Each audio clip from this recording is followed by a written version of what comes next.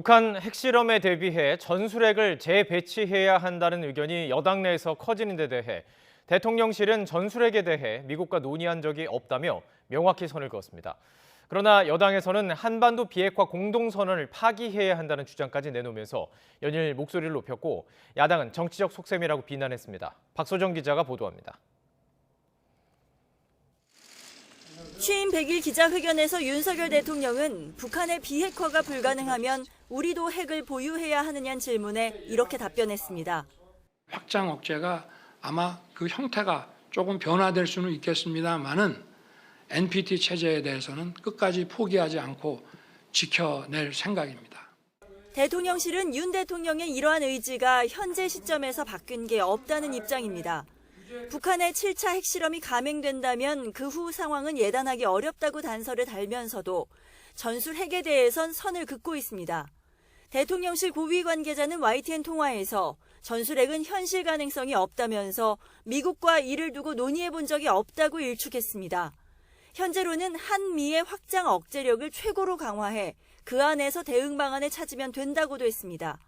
정부 고위 당국자 역시 YTN에 전술핵 재배치는 어떤 논의도 해본 적 없다면서 미국과 주변국 문제, 한반도 비핵화 공동선언 등 여러 사안이 충돌해 검토하지 않고 있다고 전했습니다.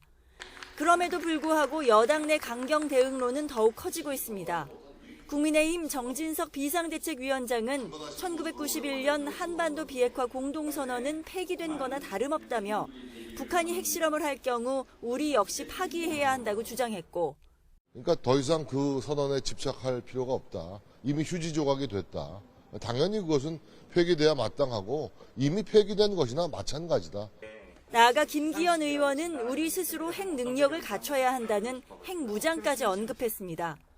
이에 대해 야당은 비판의 목소리를 높였습니다. 전술핵 배치는 북한 핵을 인정하게 되고 미국과 국제사회가 이를 용인한 것이냐의 문제까지 이르게 된다는 겁니다. 정진석 비대위원장의 비핵화 선언 파기 발언은 이른바 친일 발언을 모면하기 위한 정치적 속셈이라고 꼬집었습니다. 국면전환을 하려고 하는 거 아니겠습니까? 그러니까 속이 뻔히 보이는 바이고요. 이 전술핵처럼 국민의 삶뿐만 아니라 한반도의 운명을 결정할 그런 중요한 사안에 대해서 북한과의 강대강 대치가 이어지는 가운데 전술핵 배치 의견이 제기되는 건 현실 가능성이 크다기보다 안보 이슈를 통해 여권 내 지지층을 결집시키려는 의도가 담겨 있다는 해석도 나옵니다. YTN 박소정입니다.